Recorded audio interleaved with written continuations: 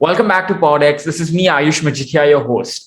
Our guest for today is Abhijeet Kaji. Abhijeet Kaji is an entrepreneur and co-founder at KNYA Med, a company that produces workwear uniforms for medical professionals. He's also a partner at 606 Ventures, an early-stage investment fund investing in companies that are building from India and for India. He has done his MBA from Stanford University and worked different roles at different companies, which has contributed incredibly to his growth. And I'm really excited to have Abhijeet as a guest on this podcast. So, Abhijeet, thank you so much for joining in. Thank you so much, Ayush, for having me. Very excited to be here.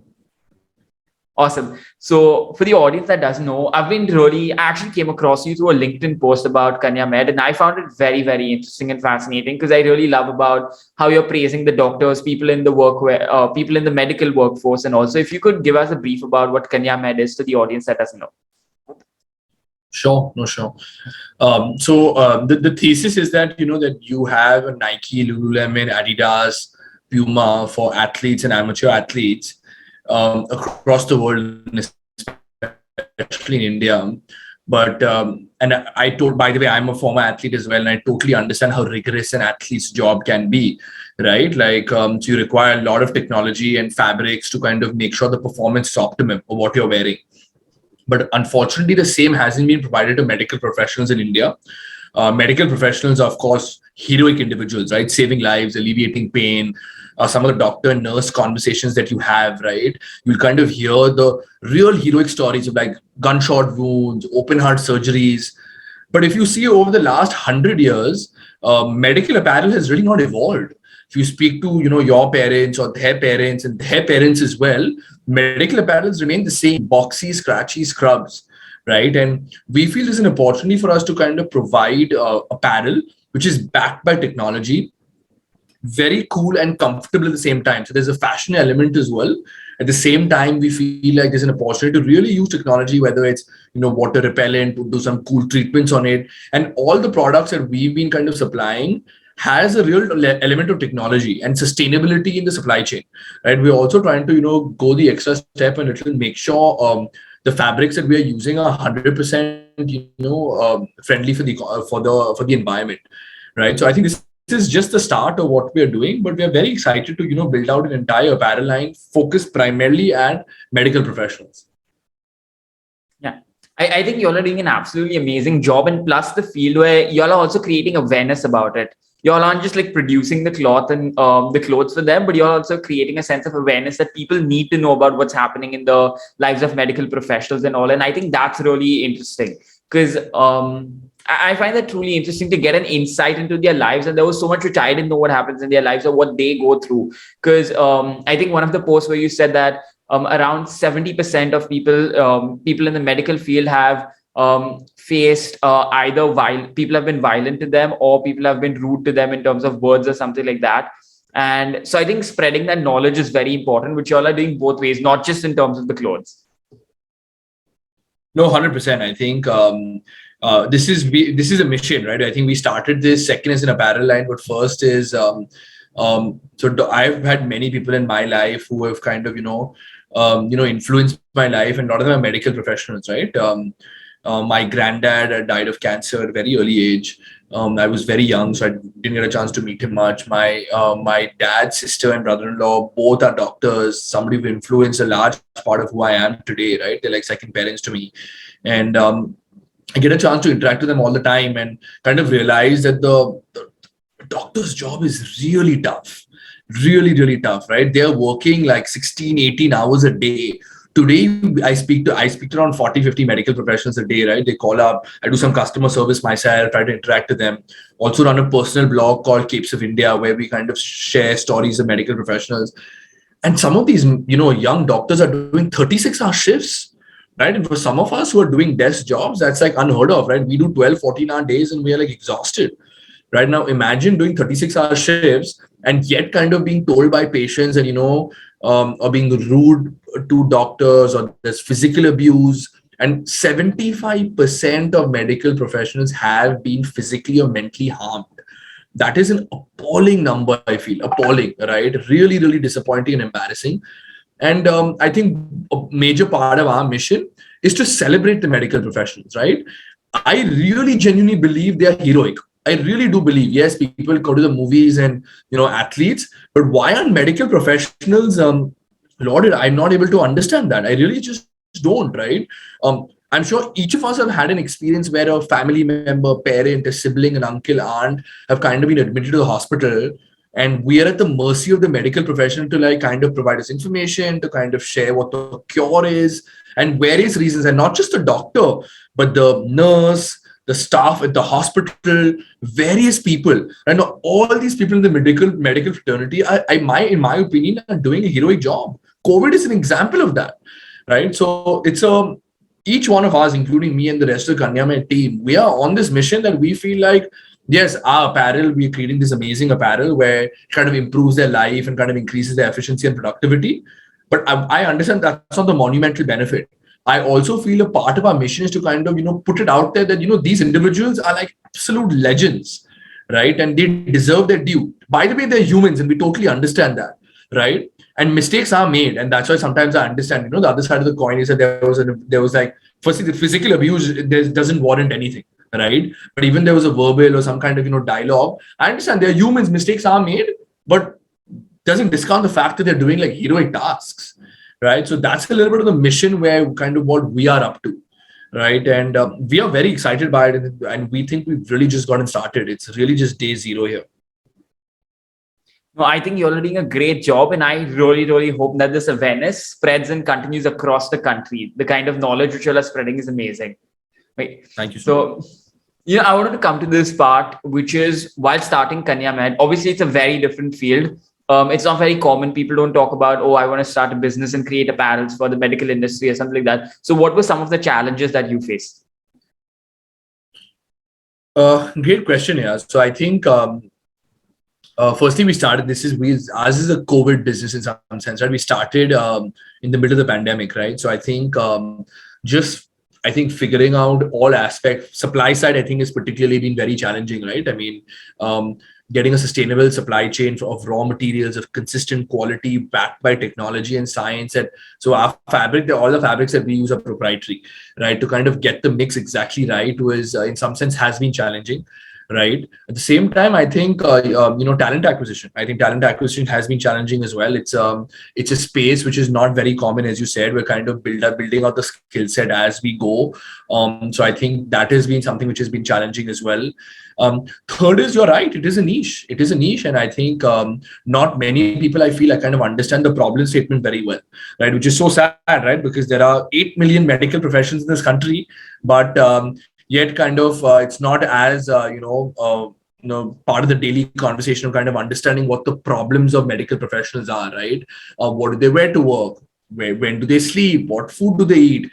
Like today, if you're kind of making a snack food or you're making like a fashion product, you kind of understand, right? This is what the usage patterns are. This is what they demand. But here people don't. And right now, Vanshika and I, my co-founder, and I have kind of spent, I think, really done the 10,000 hour equivalent, right? Not exactly that, but to really understand what our consumer is and what their needs are, right? And I don't even think we've scratched the surface, right?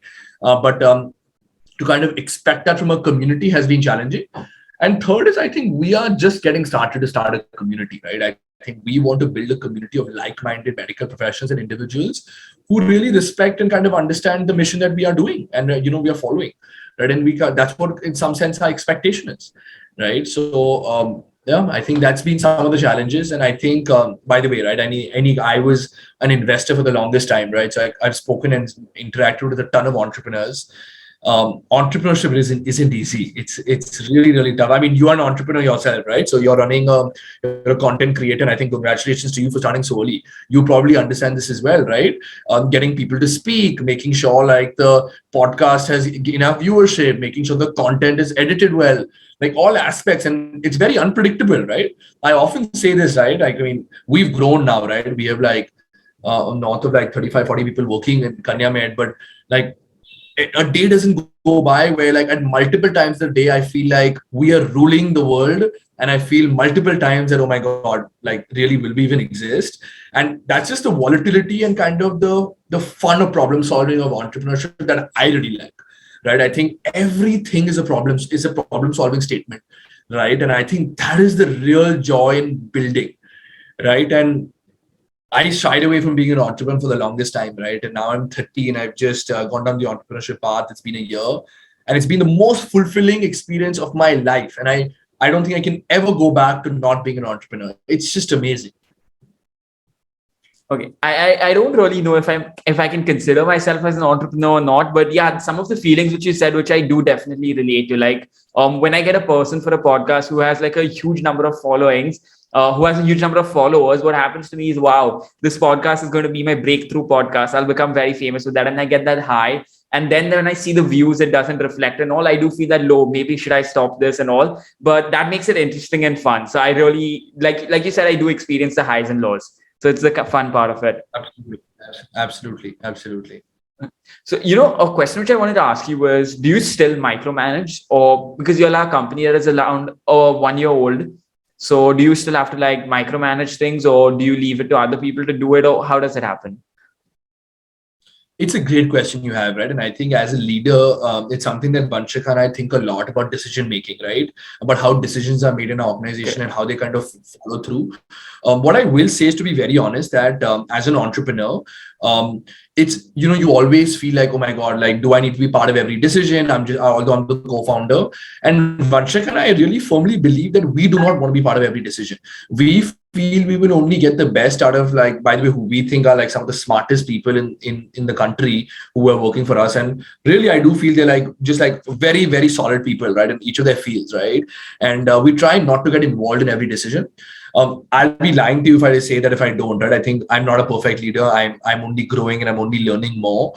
And but it's something that we've tried to kind of create a culture of of authenticity, right? We want people to be authentic to who they are, and we want people to be vulnerable, right? These two things we feel create trust in the organization, right? And when trust is created in the organization and it is kind of top down, if I kind of show trust to like the people who are working or reporting to me, it kind of creates a sense that, hey, by the way, failure and mistakes are not what is shunned here. In some sense, they are okay. That's not an issue at all, right? Trying is the issue, right? If you're not trying to make a decision or not being risky, that's the mistake here, right? And this is a philosophy that Vanshika and I have kind of been trying to instill in the organization. We've not been perfect. I do not claim to be perfect, but it's something we're trying, and it has been working well for us. It's created an organization where I do feel like we do trust each other, and I do feel decision has been made successfully. There have been few mistakes made, and I think it's been something that we will only evolve from. And I'm quite happy with the growth and the retention rate as an organization that we've had, right? We do kind of do this NPS score, right, on kind of how happy the employee, the kind of team members are in the organization. And we've been very happy with the feedback, right? And I think we recently wrapped up 2 days back Secret Santa in the office, right? Which Vanshika and I didn't organize. It was organized by people in the office, and it was like, just an hour of banter in the organization of pulling each other's legs, trying to understand which gift was given to who. And we did like a very nominal, like 250 rupees, that was the gift limit. And honestly, Vanshika and I step back and be like, wow, it's been a year since we've built this, and having people interact and have a community in the organization of people who care for each other and humor, I feel, is the most powerful thing in business, right? Hey, are you there? Yeah, I'm there. I can hear you. It's clear for me. Hello? Am I frozen for you? Yeah. So I think humor is. Yeah, you were frozen, but I think it's fine. You're back. So I'm saying, humor is such a powerful thing in business, right? I feel like if there is humor in relationships, it kind of shows that there's comfort in relationships, right? And we saw that 2 days back, and we were just like thrilled. We were thrilled, right? And I think going forward as we scale, right, we just hope we can continue doing this, right? I mean, eventually, I think the real leverage is having people who care and support you through the journey and who believe in your mission. Right. And our job is to kind of value create for them and with them. Right. I think that's the goal that we are kind of doing. I look at myself as, in some sense, like just a chief communication officer or a chief coordinating officer. Right. Really, the real work is being done by the people who are, really sitting out there and kind of, doing the day-to-day ops, right? Eventually, it's my job to kind of do like blue sky thinking and stuff like that. But the real work in the real company is being run by these people. So the way decisions are made end up being really important. And that's the kind of stuff that we think about. No, I think it's a really amazing thing which you've done over here, creating that culture of trust and an environment where they can fail freely. Like you spoke about it, that you all have made mistakes, but it's okay. You'll accept those mistakes and move on. Because like I was reading this story once. I think there was it was a story for John D. Rockefeller. So basically, a person was working in his company for 30 years, and he would continuously like try to improve and get new things out in the company and make more profits and all. And one time the employee made a mistake. So he took a decision, and the mistake cost John D. Rockefeller around $20 million at that time. So everyone thought that that employee would get fired and all that stuff. But instead, John called him in his office and he said, I've seen your record. You've been here working for 30 years. You've always been continuously trying to innovate and, bring out more profits to the company. And also, this is one mistake. And I do understand that it wasn't intentional because you've been here for so long. And also, he actually gave him a promotion instead. Wow. No. Yeah. No, I think we've heard many of these stories, right? In the modern, I think, school of management of like, you got to celebrate failure. Now, again, my views are not exactly the same. I think I agree. Yes, you should celebrate and risk taking, and eventually you have to kind of support that. But it has to obviously kind of, for startups, sometimes it's not possible, right? Because companies are small. It's not the Rockefeller Foundation or like some of these larger companies. So kind of need to kind of manage a situational wise. I feel like sometimes taking an advice and kind of extrapolating it everywhere may not work. Every organization has to kind of, in some sense, take their own decisions on what works and what doesn't work. But in theory, I do agree with that. Another question which I was really curious about asking, you've worked in the corporate space and now you're in the startup space. So in the corporate space, also, you were at a pretty high leadership position. And even at the startup space, you're at a leadership position. So what were the differences that you felt in both the way you're leading the people in both ways? No, I think it's a very interesting question, right? So I've primarily been on the services side, right? So management consulting, I was in investing. I was also an operating role at Reliance. I think when you're kind of running your own shop, right? You're being an entrepreneur. I think it's just very different. I think it's very different. You're always on it. It's I feel how much ever kind of you try, right? I think the sense of ownership needs to be there, right? And why I really enjoyed my previous gigs as well is I tried like using the platform that was provided to me, right? Whether it was by Reliance or like Warburg Pincus or Booz and Company, to try to make me feel like, yes, okay, I am not like an equity shareholder here, right? But I want to do this job like it's like I am, right? I want to kind of behave as if something wrong happens, it's on me. If something wins, it's on me, right? And I think I was given that opportunity. So I'm very thankful to the organizations I was part of, right? Because I was able to kind of grow with that, right? Now, obviously, today is very different being an entrepreneur when you're like the leader of the organization and in some sense, the kind of the primary decision maker in some sense as well, right? Like when I say primary, the major decisions are kind of relied on us, right? On the kind of strategic part of the company. The pressure is different, right? I'll be lying to say if the level of ownership is felt the same. No, it isn't, right? It's really not. But I've tried to really, and I've spent 9 years in the workforce, kind of being a professional, right? And I've thoroughly enjoyed it as well. And I think there's a reason why majority of the people do it, right? You get a strong sense of community of people who are working with you, who are really smart people from different facets of life. You get a chance to interact with them. It's not as lonely. Entrepreneurship is a very, very lonely job. It's a very lonely job at the top where you have few mentors. And I know it's something you and I have spoken about in the past. But otherwise, it's kind of you alone, right, with your co-founder, right? And I think those are the core differences that I found. But both have been amazing experiences. But in some sense, I've realized that maybe entrepreneurship is my calling, right? I think it's something which I feel like is something that I was meant to do, right? And it's something which kind of gives me a high. So yeah, I hope I answered your question. No, it did. I think it clearly stated out the differences and which one you found better. So like you clearly stated that this is what's your personal opinion. Other people may prefer different things. So I think that was a beautifully answered question. But I think so the advice, I asked this to someone else and I got a similar advice, like you spoke about creating a level of ownership and all that stuff. So I won't say the name, but there's a mutual of us who gave me this advice, which is you need to treat your business as startup like a shop. So basically, the shopkeeper is in his shop, and whenever a customer comes, he will show his products and all that stuff. And as soon as the customer leaves, he will also clean his shop so that more customers keep on coming. And I think you said that in a way you said it that way, that you need to be involved in it, you need to do the ground up work and the top level work, both of them. You need to be, you're like the last line of defense. Yeah, you're absolutely right. You're absolutely right. And I think, yeah, I know. I agree with you. I agree with you. I agree with you. Wait, so I wanted to ask you this, which is being in a startup. So like you said, there are ups and downs and all that stuff. So has it affected your emotional or mental state in a way, or how do you deal with it, or what happens in that? Oh, I think this is a phenomenal question. Really, a phenomenal question, and it's so relevant. And I think, again, there's no secret that mental health has never been more real, right, in the world that we live in, right? Especially in a, I was going to say a post-COVID world, but clearly we're living in COVID, so COVID world, right? And I think, as an entrepreneur, I think you're absolutely right, right? I personally feel bouts of anxiety, right? I'm sure I know friends of mine, know entrepreneurs who feel it as well. And there's a level of uncertainty, right? There is a level of uncertainty. And especially when you have a workforce, you have a team, you have, in some sense, stakeholders, right? Whether it's customers, whether it's suppliers, who in some sense are not relying, but are, a lot of their kind of their day time goes in kind of interacting with KNYA Med, right? And making sure KNYA Med's bills are paid on time, salaries are paid on time, customers get products on time, they get quality products.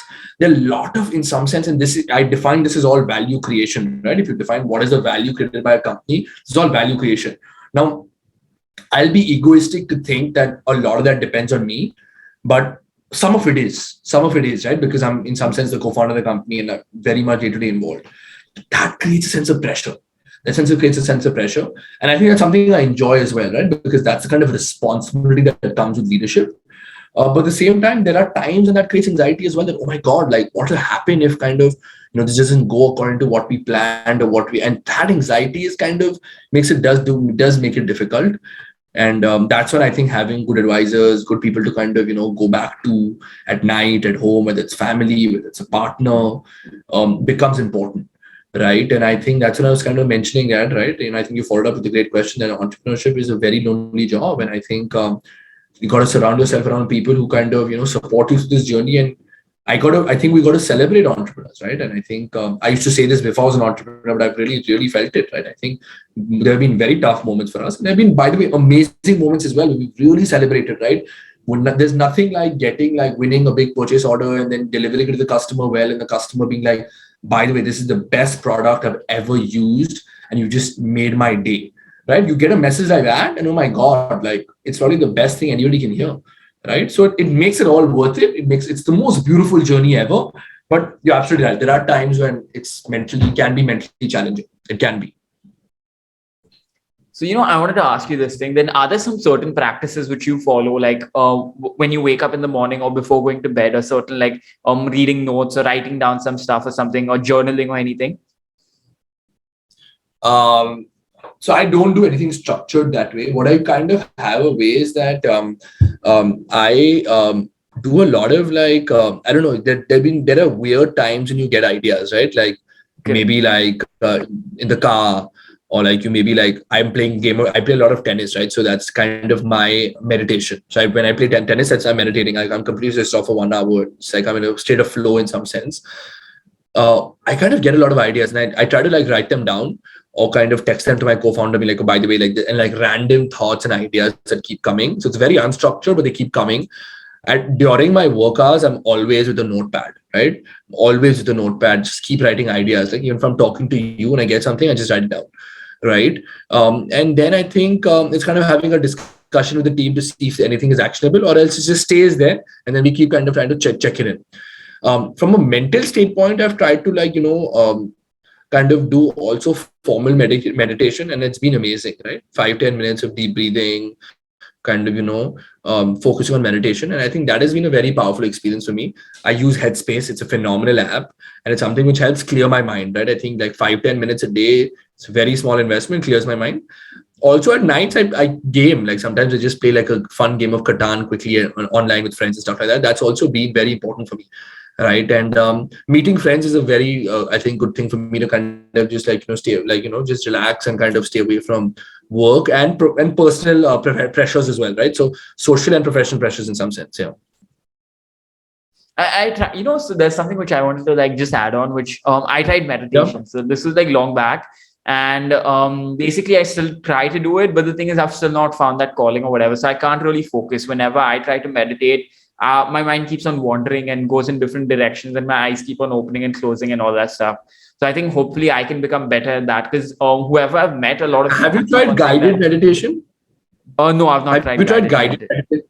So try Headspace. It's guided meditation where you kind of like somebody's talking to you, right? So they kind of keep telling you also, oh, by the way, if you're wandering, not an issue. Try bringing yourself back, right? Try it out. I think it was. I had the same issue. I was like, that's why I prefer guided meditation. It's kind of something which I've enjoyed. You can kind of like pick the narrator. You can kind of pick the speed, pick the duration. There are quite a few things, and it's quite nice. Yeah, I think I'll check it out then because like 5-10 minutes, it's like easier because I started actually trying to do straight away 30 minutes, but that seemed impossible at that time. It still Yeah. seems I'm impossible gonna start with starting like directly three to 30. 4 minutes. Yeah. Yeah. Yeah. Another part which I wanted to ask you is we've spoken about this on call also, which is having mentors and mentees, both the relations. So obviously, while you're being an entrepreneur, you have a lot of mentors, and you also have a lot of mentees. So how do you think people should build a connection with a mentor and reach out to mentors, and how do mentees reach out to you? I would say both of those questions. I think it's a great question, right? And I think um,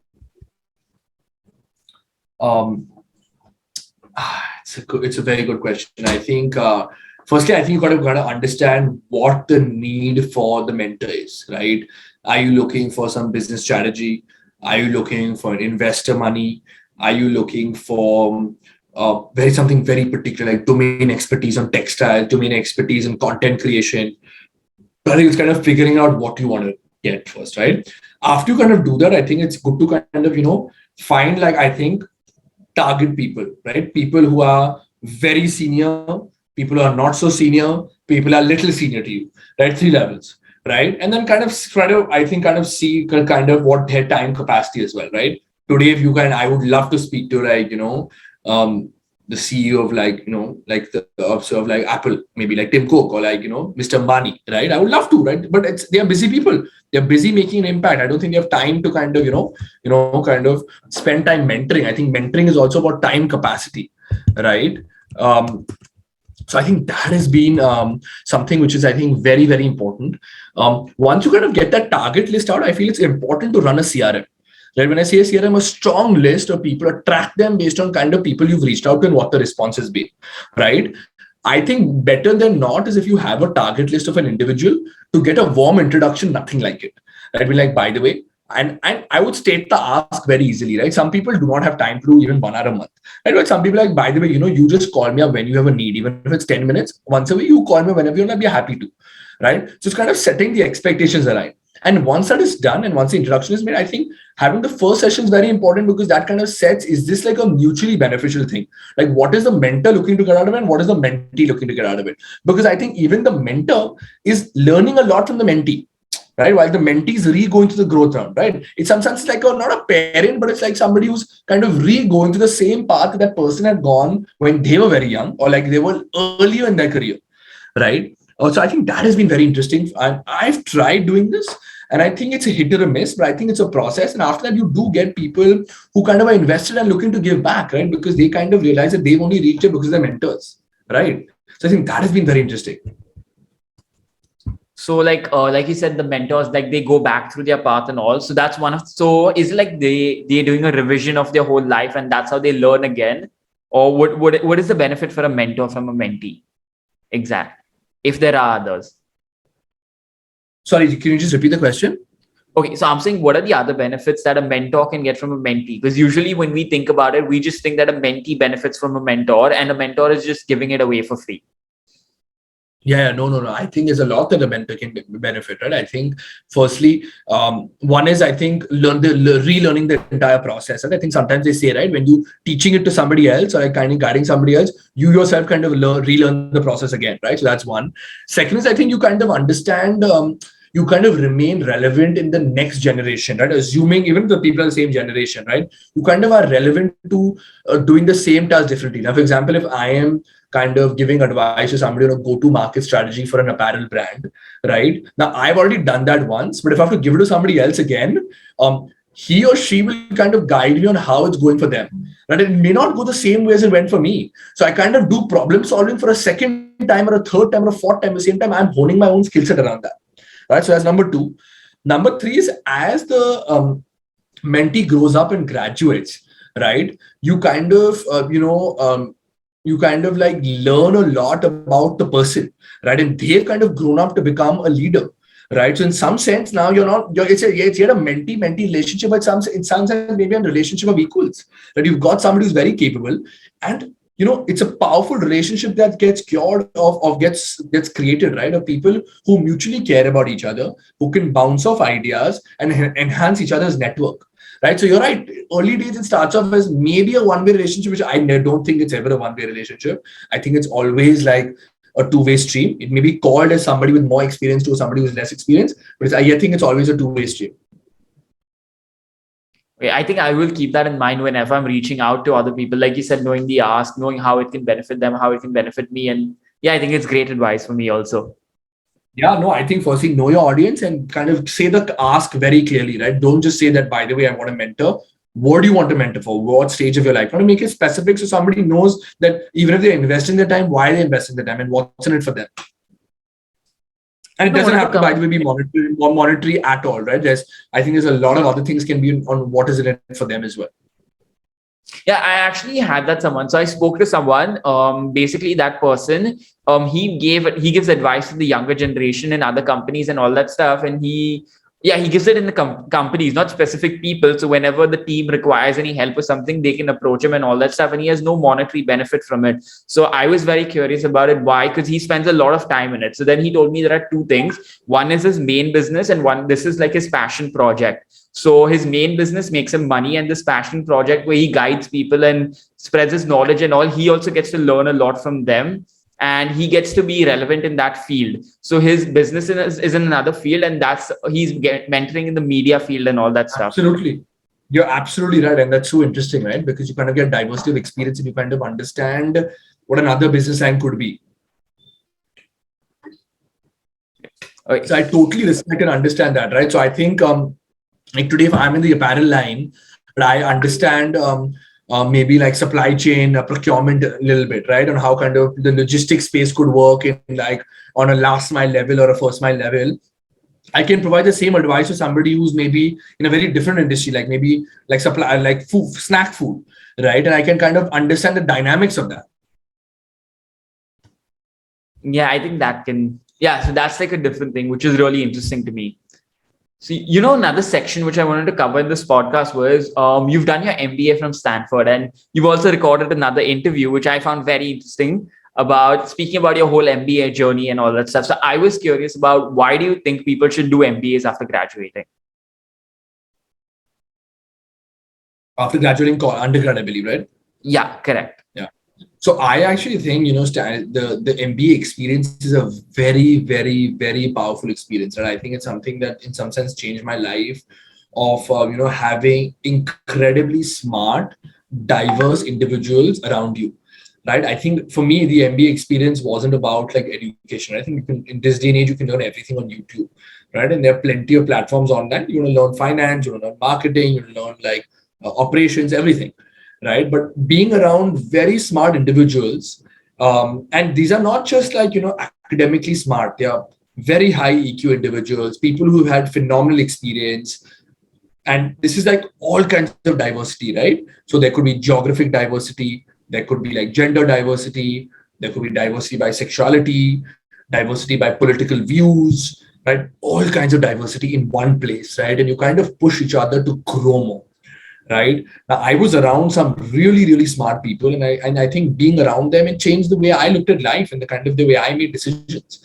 Right? And I think particularly Stanford, which does better than some of the other universities, right? I think a lot of the other universities are incredible, so I don't want to kind of put other universities down at all.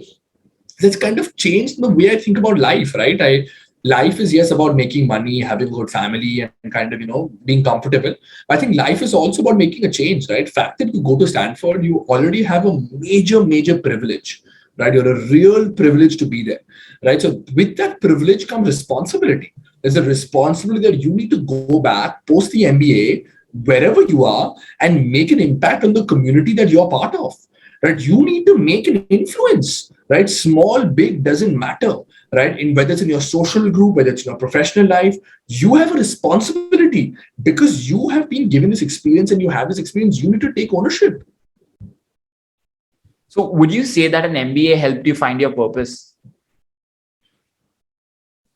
I left Stanford thinking I want to be an investor, but I think a year after Stanford, I became an entrepreneur. But what I will say is the MBA changed the way I think about life, right? The way I think about my personal and professional life and what really matters to me, why, what matters to me in life and why. That's what made me figure out, right? And it made me realize that why am I on this earth? Why am I living here? What do I want to achieve? I'm 30 today. What do I want to achieve the next couple of decades, right? I think that helped me. I won't say gave me 100% answer, but got me a lot closer than I was, right? And I think, yes, it's called the Masters of Business Administration. Yes, there's a business element to it, and you kind of interact with some of the smartest professors and speakers, right? You have like Eric Schmidt teaching a class at Stanford. You have Tyra Banks teaching a class. You have like all these legendary CEOs who kind of teach classes and come by. So I think all that is amazing, right? But I yet think the real essence is like interacting with these incredible people around you. And I do think, with a small bias, that the people at Stanford are a little bit more special than the second, third, fourth business school, right? And I think for me it worked, right? Maybe for everybody it doesn't, but for me it did, and they kind of changed the way I think about life, right? And I highly recommend the business school experience. I highly recommend the experience of kind of working for 3-4 years post undergrad, taking a year or two break to kind of re-gig, because it's the only time in life you could be able to take a break, right? Otherwise, it kind of work doesn't really stop otherwise. And think of it like, why do people want to, go up Mount Everest? It's a life experience, right? And I think Stanford provides that to you, and you come back thinking that, you want to change the world and you need to change the world, right? It's a responsibility. Right. And I take it as a responsibility. I need to do that. And I'm on that journey. Now, whether I do or not, I don't know, but I'm positive that I will make influence, and I already have, I feel, in some sense. No, I think you're doing a great job with the influence part, because I really love the stories that you're sharing about the medical professionals on your LinkedIn profiles. And I think it's very interesting, and you're having a huge impact on different people around you. So yeah, I think you're doing a great job on that. Thank you so much. I wanted to ask you about this part, which is the last section, which is, since you've been a part of an investment firm and all. So I was very curious about this. What do you think will be the future trends, or where do you think the future lies now in terms of where should people be investing their money, or where will be the technology, how will we be spending our time? I think it's very interesting, right? I think that you kind of bring that up, right? There's never been a better time, I think, to kind of be an entrepreneur, right? Never been a better time, right? The tools that are kind of being provided to you as an entrepreneur, right? Whether it's hiring, whether it's product building, whether it's kind of figuring out like what your supply side is, how do you reach your customer, content creation across the board, all these tools for like marketing, ops, product have never been easier. Right. So I think you're going to see some of the smartest and probably the most breakthrough inventions come out in this decade. Right. And I am not a fortune teller, but what I do think, couple of the trends that I'm seeing interesting is, I think the shopping experience that, it's a business that I'm kind of looking at is going to evolve in a serious way, right? How a seller reaches the consumer is going to really change, all the way from how the seller kind of procures material to reaches the customer and finds the customer, right? And monetize the customer. The entire shopping experience is going to change. Second is, I think the entire, to kind of take it back a little bit, is how the supply chain, when I say supply chain, I think logistics has already been evolved a lot. It's such a fragmented industry. It's a lot of technology, a lot of kind of, AI being used and kind of making sure the routes are kind of mapped in the most efficient way, products are reached in the fastest way. You've seen the global supply chain as well disrupted in a very serious way because of COVID, but we're seeing a lot of innovation coming around that as well. The countries are being less reliable on other countries to kind of, figuring out how to kind of manufacture in a smart way internally as well. I think finance is changing in such a smart way, right? How banks and traditional banks are interacting with their consumers and kind of providing credit to them is changing, right? You're seeing the last 15 years, last 10 years, we saw how UPI kind of changed the way Indians make transactions, right? I think in the next 10 years, we'll kind of see a decentralized finance play a very, very important role, right? The blockchain technology play a very important role of kind of how we kind of not just perceive our finance, but the blockchain technology will also kind of play a very important role in how we consume content, right? The NFTs, and you kind of see now Facebook pushing Meta in a very serious way, right? So I think there are some very interesting themes that are coming out, right? What I will say is what the 2000s were for coding, I think the 2020s are going to be for content creation. A brand, right? I think that's what we're going to see in the next 7 to 8 years, and how kind of innovative content, whether it's virtual reality and other mediums, are going to pop up right in the meta space as we speak, and that's going to be very interesting to see. Okay. Wait, so Abhijeet, thank you so much for being a part. What would be your last advice for anyone who's watching or listening to this podcast?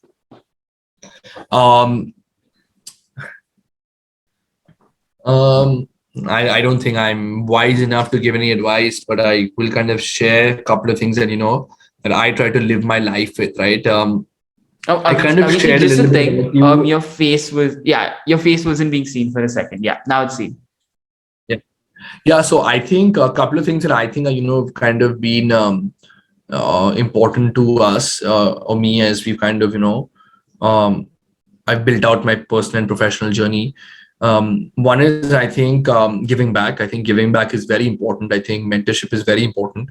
I would not have reached here if it wasn't for the people who kind of, believed in me. So I think it's important to kind of give back as, I kind of, grow into, I'm not saying successful, but I think grow into a little more wise individual with the years of experience.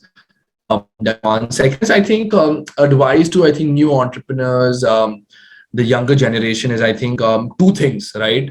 I wish education kind of in India covered 2-3 things, right? One is, I think, storytelling. I think India storytelling is not covered as much. I think you forget India, anywhere in the world, I think storytelling is such an important part of being successful professional, right? Life is about storytelling, right? You're storytelling to your partner, you're storytelling to your parents, you're storytelling to your investors, you're storytelling to kind of the shopkeeper. I think it's a very important kind of skill set, right? People will only listen to you if you storytell well, right? That's one. I think second is, I think financial literacy. I think it's kind of not as well taught. I think in the earlier days of college and school, I think it's very important, just very basic stuff. And today it's really everything's in the internet, right? So I think if I had to kind of give an advice is spend time, right? There are plenty of YouTube videos. There are 2-3 really nice ones, where you kind of, just the basics of saving, the basics of investing, compounding your wealth, and taking care of yourself, not to rely on salary to salary, right? India and rather so many countries are just, and the middle class and the below are just kind of consumed by debt, right? And I think, yes, debt is good fuel for growth, but it kind of can be very, very challenging for families to sustain, right? So I think financial literacy really helps. And finally, I think fun. I think a large part of, I think, life is having fun and being happy, right? Yet I think I talk to my grandmother all the time, right? And like, she's 85 now, and like, what does success look like for her? I keep asking this question, right? And she's not going to remember like, oh, what did she score in her final exams, and when she was 30, how did she perform in her job, and when she was 40, how it went. She really kind of just remembers the relationships and the quality of the relationships and how fun the relationships were. So it's the famous Harvard study, right? The happiness is in some sense how depth of your relationships, right? And how many relationships are those you have. I think focus on those relationships, few quality ones, rather than kind of being out there and kind of creating just many relationships. These are a few mantras that I've learned on the way and kind of provided happiness and stability to me. So if I can kind of help anyone else, would I be happy to help out? Do reach out to me. My email is available on LinkedIn and my DMs are available if I can help anyone. But yeah, I think that's pretty much it. Yeah, just for the audience to know, I reached out to Abhijeet through LinkedIn. So yeah, he is available on LinkedIn, definitely. And yeah, Abhijeet, thank you so much for joining in. It was amazing having you. No, absolutely, Ayush. Thank you for having me. Again, I think it's incredible that you're doing this. And I think very, very entrepreneurial. I wish you all the best. I think you're going to make a serious impact in life, where whichever path you take. And I'll be rooting for you and your organization. I think you'll be doing well. So all the best, and look forward to keeping in touch, man.